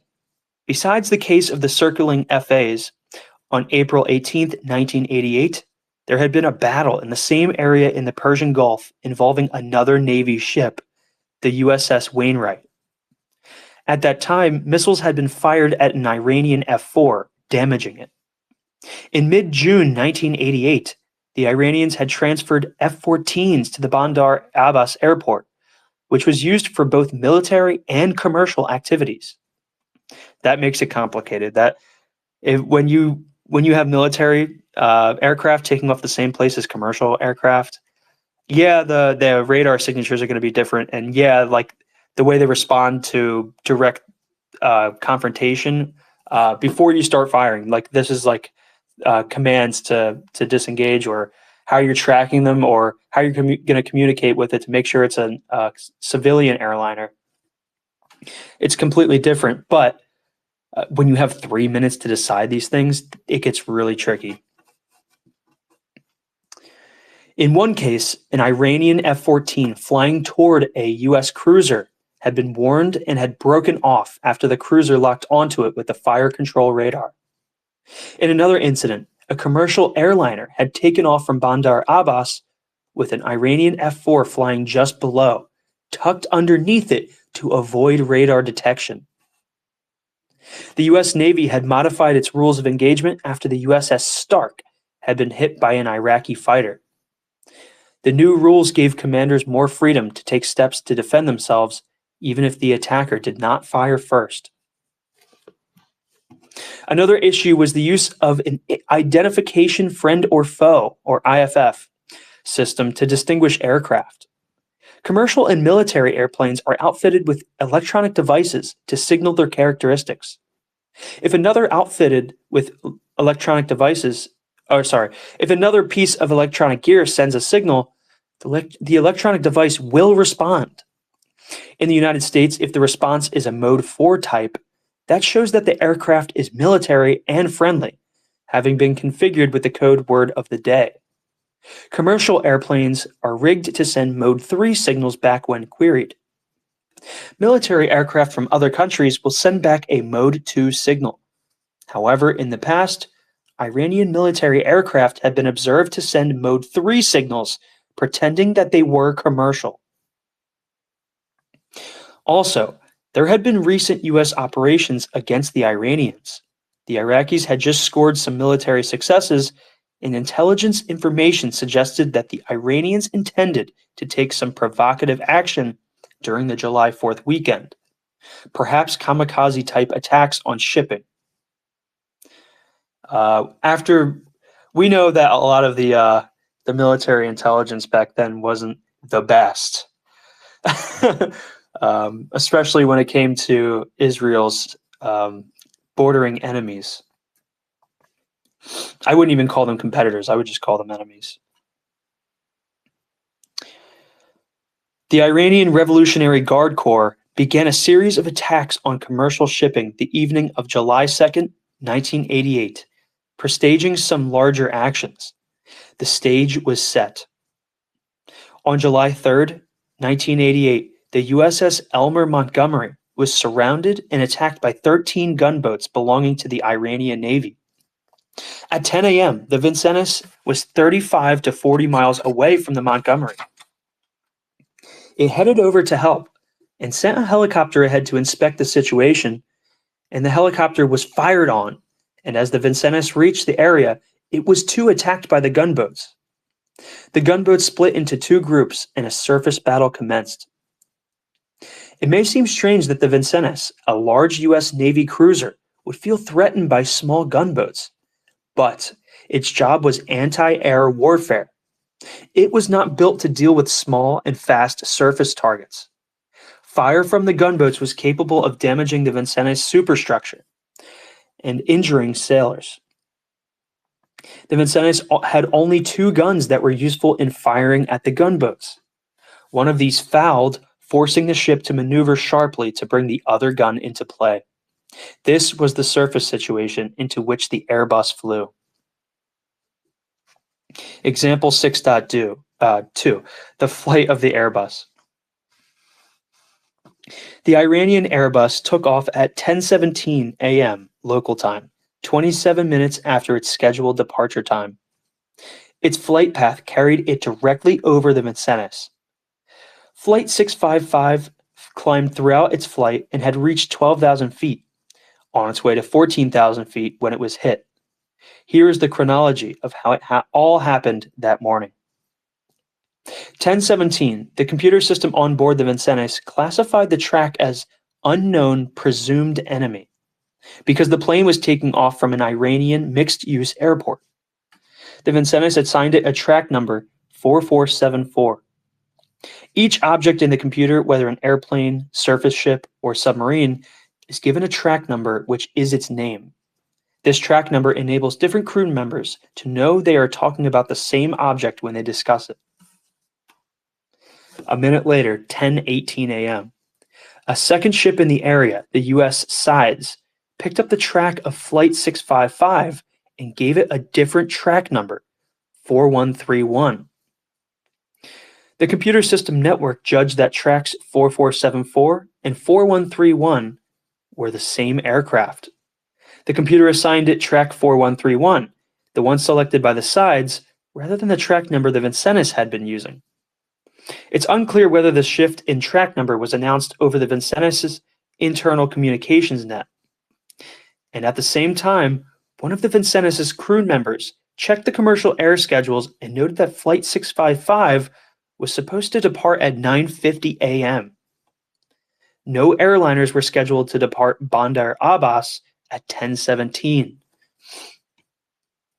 So it was late, and that threw these guys off. Think about how you would make a mental model of this.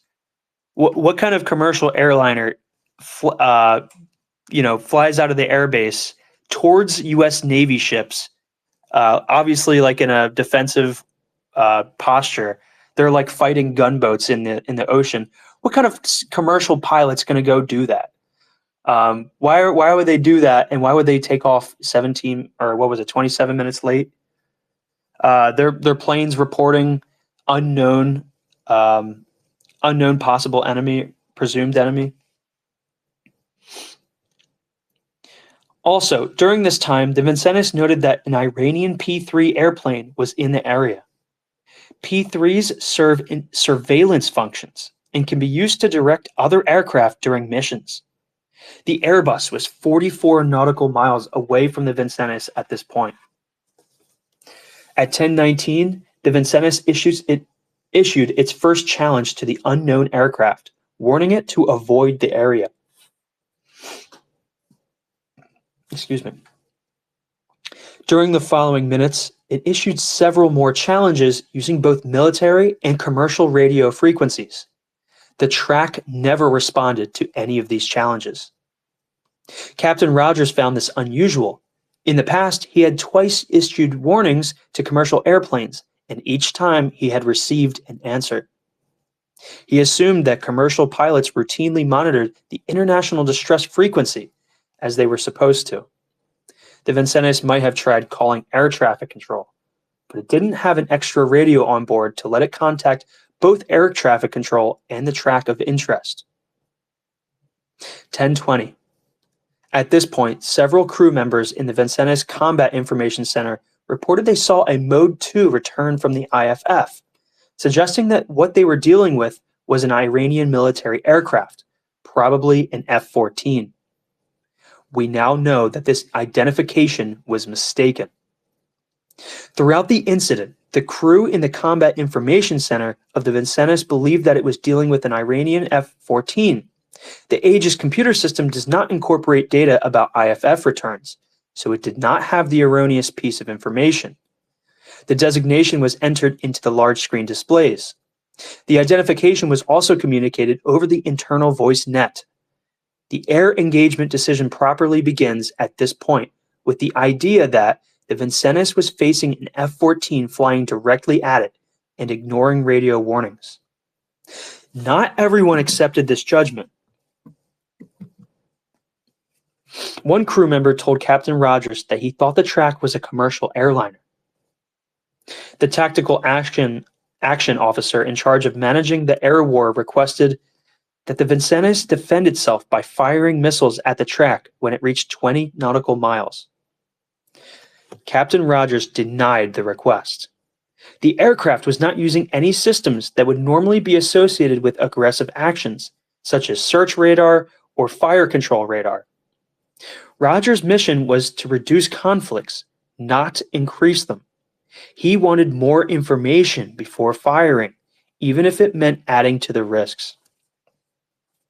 So he's just following the rules. The rules of engagement here, his directive is not to fire first, unless he has to. So he's going to try and collect as much information about this aircraft as possible before it reaches that 20-mile mark. And even then, he's trying to give it even more time.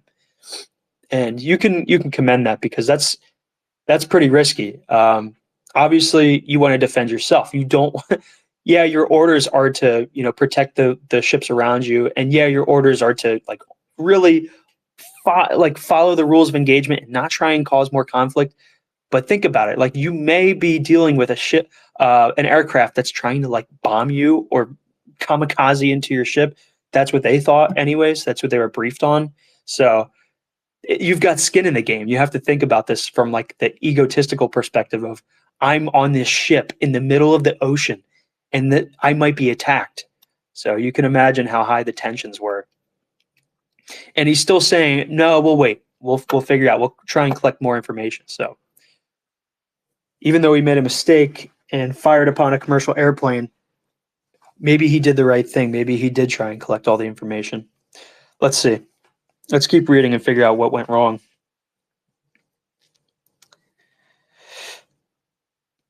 He had confidence in the Aegis system. Besides, he didn't believe a fighter pilot would attack a ship as sophisticated as the Vincennes in such a reckless way. The Vincennes turned on its fire control radar to prepare to fire at the aircraft if necessary, but also to send a message to the pilot that he was in the Vincennes' sights. The aircraft wasn't responding to radio warnings.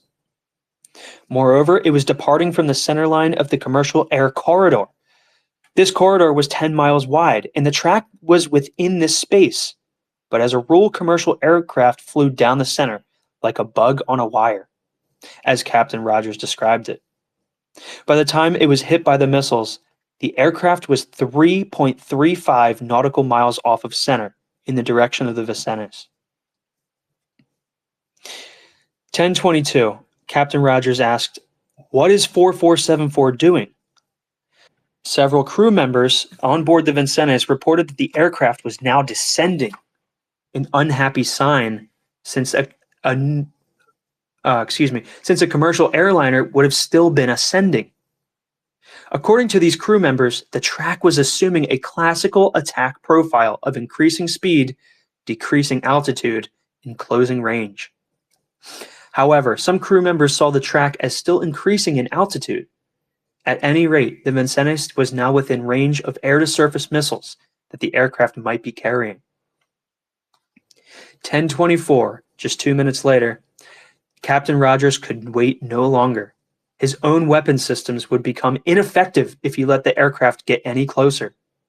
He had waited until the last possible moment. He ordered that the missiles be fired now. The Airbus was hit at 13,500 feet, 8 nautical miles away. As far as I can see, the decision to fire it was fairly straightforward, based on mental simulation. The cues were all consistent with the hostile aircraft. So yeah, think about this. The cues. He has some experience as a captain. He has some experience running a merchant marine ship where he's defending other ships from other aircraft. That's what it was designed to do. So he's in the water. He's in the situation. He's out there on his own. He has to make decisions. So he's drawing on from his experience. That's what experts do. So these are the cues he saw. The IFF report showing that it was an F-14. So the identify friend or foe reported back that it was an F-14, which is a fighter airplane. The failure to respond to radio warnings. It didn't respond to him, even when he locked on as with the targeting radar. The timing of the takeoff to correspond to the attack by the gunboats. So yeah, as they're getting attacked and as they're moving over to protect the other ship, this plane takes off and it's late. It's not on schedule with a commercial aircraft. And the final descent towards the Vincennes. This story all fits. There were some discrepancies as shown in Table 6.1, but these were small and easily explained away.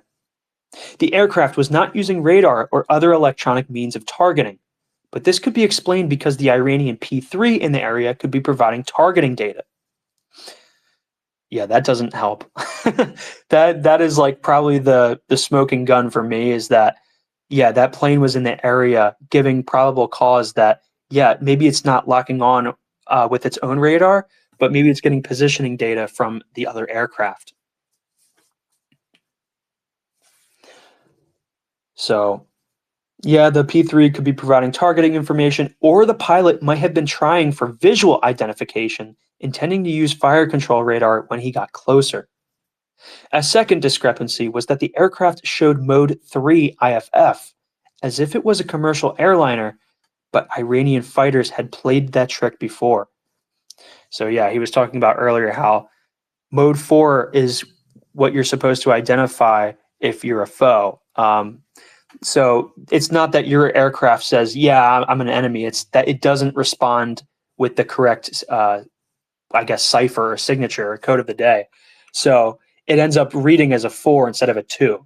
The codes don't match up. It's a foreign airplane that's not in the military. It doesn't have the same U.S. military's code that it should respond with to the code of the day. So it reads as Mode 4.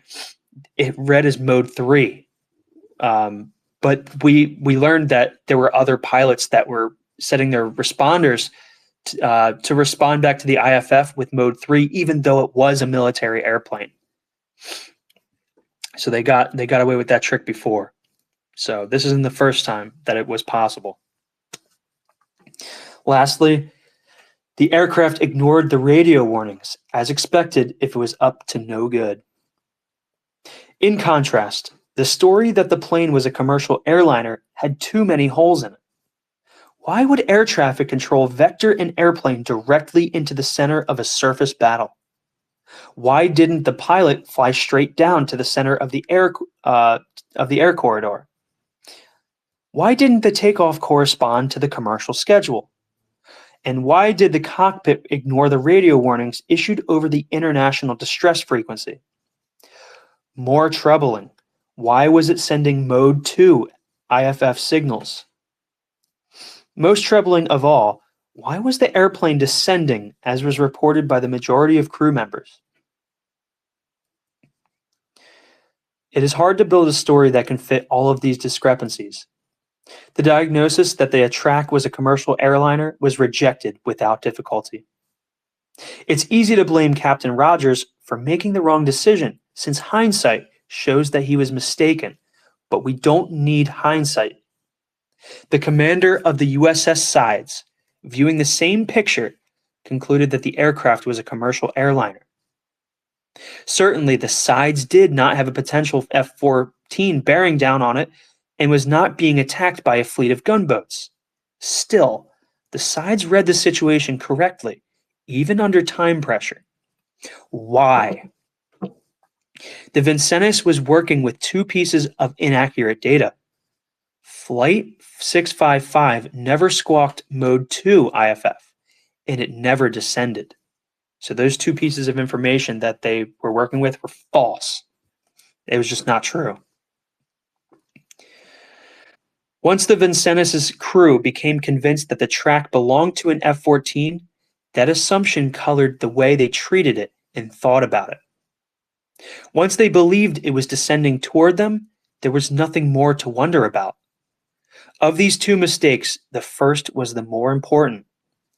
If the Vincennes had never received any Mode 2 IFF signals, the crew would have been more likely to believe that it might be a commercial airliner. So, letting one piece of data color the entire situation and not being skeptical of the one piece of data, that was critical. The first mistake is easy to explain. One of the crew members in the Vincennes' Combat Information Center was in charge of identifying tracks. He used his remote control indicator to query the aircraft's transponder working with the IFF system. He successfully hooked Flight 655 as it departed from the airport, but left it hooked for almost 90 seconds. The way the system worked, the range gate stayed positioned at the end of the runway of Bandar Abbas Airport, even as Flight 655 moved toward the Vincennes. During that time, airplanes on the ground would be interrogated by the IFF system. If a military aircraft happened to be positioned within the area covered by the range gate, it would reply with a Mode 2 response. By coincidence, an Iranian military aircraft did take off from Bandar Abbas just when the Vincennes received the Mode 2 response. The military airplane was squawking Mode 2, so there was no decision error here, just a human error that let the Airbus become correlated with a Mode 2 signal reserved for military airplanes. The second mistake is the more controversial one. Judging that the Airbus was descending. In fact, it ascended throughout its entire flight until hit by missiles. The computer system reported continual ascent, and the USS sides saw continual ascent. The Fogarty report, the official U.S. Navy analysis of the incident, concluded that stress, task fixation, and unconscious distortion of data may have played a major role in this incident. Crew members became convinced that track 4131 was an Iranian F-14 after receiving the report of a momentary Mode 2. After this report of the Mode 2, a crew member appeared to have distorted data flow in an unconscious attempt to make available evidence fit a preconceived scenario fulfillment. This explanation seems to fit with the idea that mental simulation can lead you down a garden path to where you try to explain away inconvenient data. Nevertheless, trained crew members are not supposed to distort unambiguous data. According to the Fogarty report, the crew members were not trying to explain away the data as in a de minimis explanation. They were flat out distorting the numbers. This conclusion doesn't feel right. The conclusion of the Fogarty report was echoed by some members of a 5-person panel of leading decision researchers who were invited to review the evidence and report to a congressional subcommittee. 2 members of the panel specifically attributed the mistake to faulty decision-making. One described how the mistake seemed to be a clear case of expectancy bias, in which a person sees what he is expecting to see even when it departs from the actual stimulus. He cited a study by Brunner and Postman from 1949 in which subjects were shown brief flashes of playing cards and asked to identify each. When cards such as the Jack of Diamonds were printed in black, subjects would still identify it as the Jack of Diamonds without noticing the distortion. Yeah, the Jack of Diamonds is normally red, by the way. The researcher concluded that the mistake about altitude seemed to match these data. Subjects cannot be trusted to make accurate identifications because their expectancies get in the way. I've talked with this decision researcher who explained how the whole Vincennes incident showed a combat information center riddled with decision biases.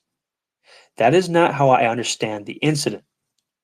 My reading of the Fogarty report shows a team of men struggling with an unexpected battle, trying to guess whether an F-14 is coming over to blow them out of the water, waiting until the very last moment for fear of making a mistake, hoping the pilot will heed the radio warnings, accepting the risk to their lives in order to buy some more time. That's literally what I came up with, by the way. So I knew it was a mistake, and so did he. He read the report, but I came to the same conclusion.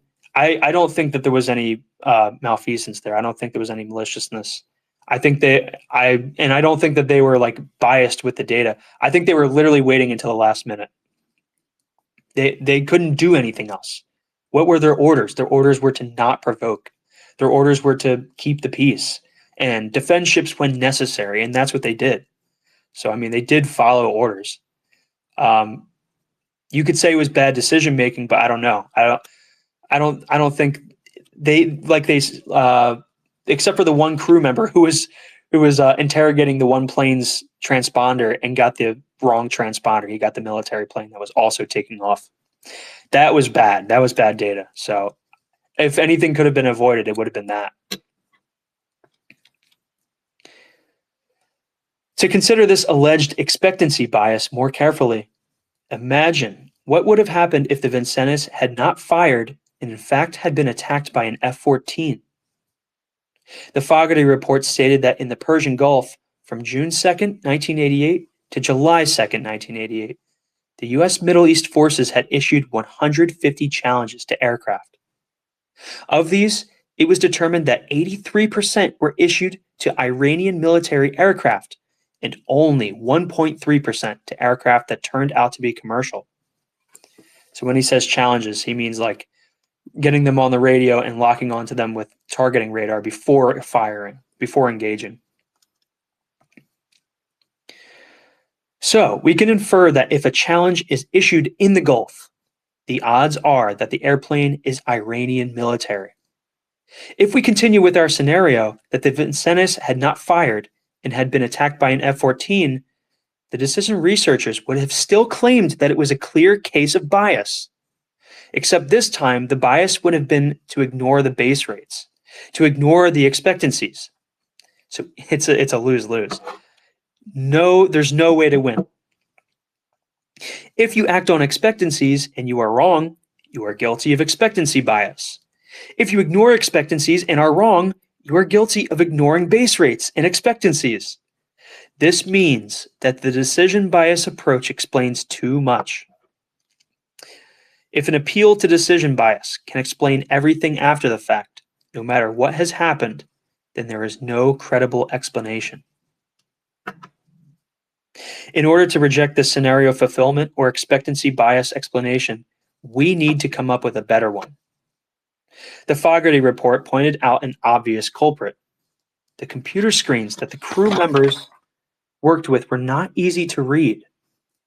A very large screen showed the big picture, but this display did not show altitude. Instead, altitude was listed on a small alphanumeric display off to the side of the primary display. The altitude of a track was given as a 4-digit number, so 13,000 feet would appear as 1,300. This number was embedded in a list of other numbers, showing range, speed, bearing, and so on. This small screen was hard to read, especially if a crew member had to abandon what he was watching on the large screen to search through the small one. The more critical problem noted by the Fogarty report was that the trend was not given. Crew members could not easily check whether an airplane was descending or ascending. And what he means by that is the change rate over time, the rate of change over time. So think about like a line with some slope. If it's a linear slope, if it's a linear equation, the rate of change is constant. The slope is constant. The slope doesn't change as you move across the line. So that would mean that the rate of change of the slope is 0. It's not changing. So, or you could say it's 1. That's the coefficient. So if it's ascending or descending, that means that the rate of change of altitude is not 0. The coefficient is not 1. something is either ascending or descending, you can think of it as changing its position over time. And that would indicate that reading the altitude meter at any given time, you're just sampling a single point. How would you tell if something's ascending or descending without a reference point, without knowing where it was before? So you have to do this rate of change. You have to do like some position on its altitude and interrogate it and compare it with a previous altitude reading to tell if it's increasing or decreasing.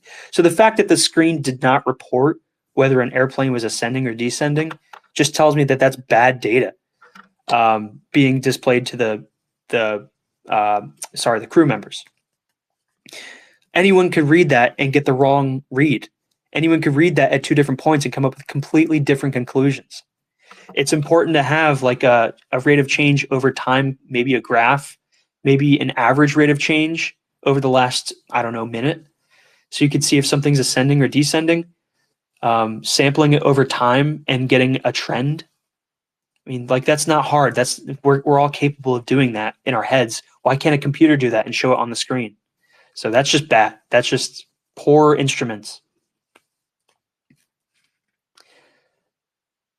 To figure out the altitude, the crew members had to study the changes in the 4-digit altitude readout. I asked Captain Rogers how long it might take to infer altitude. He said perhaps 5 to 10 seconds. That may not sound like a long time, but consider these sailors in a noisy room wearing headphones with one message coming in over one ear and another over the second ear, and a third set of messages coming in over the loudspeakers in the room, and perhaps a fourth from someone else. It may be hard to remember what the original numbers were in trying to keep track of the trend. The key part of the decision here took only 189 seconds. So 10 of those seconds can seem very, very long. The Fogarty report recommended that trend data for altitude be shown on the large screen displays, a sensible idea. The Vincennes' crew may have just gotten confused by the welter of numbers. Yet this still leaves the problem of why so many crew members insisted that they saw the aircraft descending. The answer may be that there was a second airplane that no one knew about, causing the confusion. I heard about the second airplane from Captain Rogers, who told me that something odd had occurred at the beginning of the incident. Recall that the Vincennes had given Flight 655 the track number 4474, while the sides had identified the same airplane at the same time and used track number 4131. The computerized system figured out that 4474 and 4131 were the same airplane and needed to have a single track number. The computer selected the sides' number for Flight 655, track number 4131. Rather than risk running out of track numbers, the computer system put track number 4474 in storage to be recycled. A few minutes later, it recycled the number, assigning it to a U.S. Navy A-6 several hundred miles away. As luck would have it, during the time period 1020 to 1024, that A-6 was flying a course that was descending and increasing in speed. At least At least that was what Rogers thought, but he did not want to attach too much credibility to it. In the Fogarty report, the account of the Vincennes during the incident sounds like bedlam, with everyone having a different idea of what the track was doing. Roberts and Dodderway in 1995 reanalyzed the evidence and concluded that there were just two sets of impressions in the Vincennes. One set of crew members reported an aircraft steadily increasing in altitude. Their reports matched well with the Airbus's pattern. The other group reported an aircraft steadily descending, which matched well with the A6 pattern. In other words, due to a system weakness, the Vincennes' crew may have been seeing two different airplanes. The fact that the track number had been changed had not been clearly announced at the time it occurred. To find out the altitude of a track, you can use a trackball to hook it on the screen. If the ship is pitching violently, as in the Vincennes' was, it might be safer to punch in the track number into a keypad rather than use the mouse. Apparently, many of the crew chose to do that, and they punched in the wrong number. When Captain Rogers asked what was 4474 doing, they proceeded to find out. It was descending. So we don't need to resort to scenario fulfillment explanations or expectancy biases. The crew members used a 4-digit track number that turned out to be wrong. So why did the Airbus fail to respond to the radio warnings? One guess is that on such a short flight, the pilots kept one ear of the headphone on the air traffic controller of the Bandar Abbas airport they had just departed and the other on the destination airport, Dubai.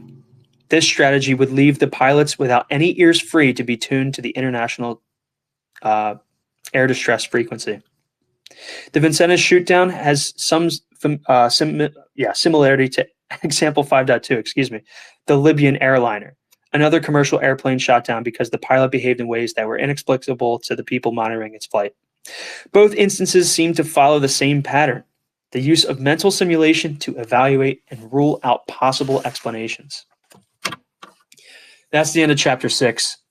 All right, I'm going to end the space. I'm out of gas. It's been 2 hours. So thanks for listening. I will post the space for Tuesday next week.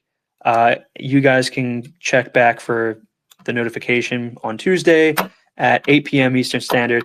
So thanks for listening, guys. Thanks for tuning in. I'll catch you next time. Have a good rest of your night.